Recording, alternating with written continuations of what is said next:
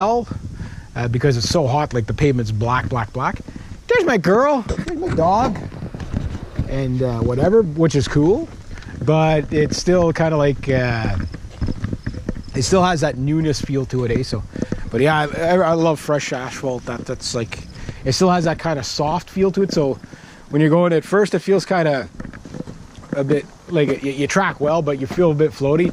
But it's because you're not used to sticking to it. So it's like your handling is better, obviously, but it's safer. But it kind of like you're used to muscling over bumpy roads, then you get onto something smooth and you almost don't know how to handle the smooth roads, because like, wait, shouldn't I be like dodging a pothole or something by now? Or maybe petting a dog? Is that what I need to do? Here's my princess, here's my baby. That's your liking? Scratch butt. Must scratch dog butt. Dog butt must be scratched. That's my girl. All right, so anyway, that's my adventure for today.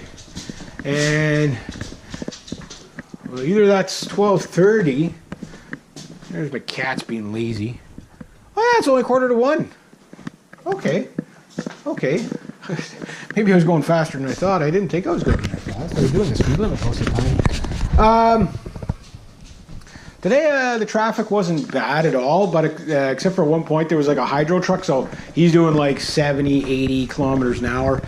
And then there was like a tractor trailer behind me, and then there was a tractor trailer behind him. And it's funny, like, especially when you're riding and you got tractor trailers behind you, you got to compensate for their stopping or lack of stopping power too. So I ended up, I kept a real good distance there, and yeah, not too bad. But when I was going through the tight curves, there's one guy, like, I can usually, and it's going to be an Ontario plate on it when you see this. You get going on the straightaways, everybody goes like 120, 140. I'm doing the speed limit because, I don't need to show off, right?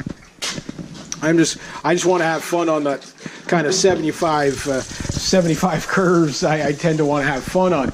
But then you get somebody who's not used, like everybody in Ontario, like Ontario is flat in comparison to Quebec, and they made all the roads straight. Here, a lot of these roads are really started off as cow paths like probably 100, 200 years ago, and they just tend to pave over them. So they're all windy and twisty like this, plus it's the Gatineau Hills and all that. So there's not a lot of straight, you're used to always, driving in a straight line is really weird for long periods of time for a Quebec driver.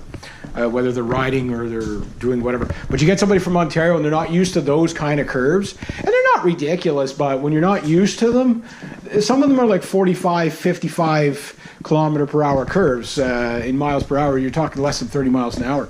And some people, they literally, they're over the line. So when you're taking those curves too, especially on your bike, don't ride the line, because the tractor trailers, a lot of time, it's just they can't fit through the curve.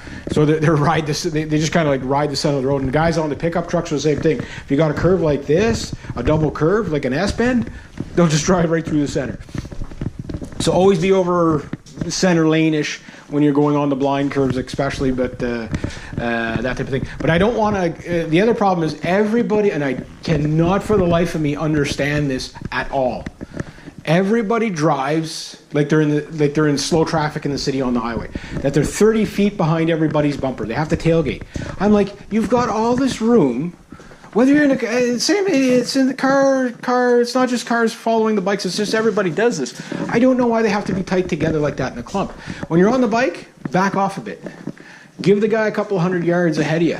That way the guy tailgating back behind you, he's got lots of room to stop, or at least it gives you a chance to dodge out of the way. You compensate for them, because they don't, I don't know why people don't do this. They don't get in too many accidents, but they just get so used to following bumper to bumper.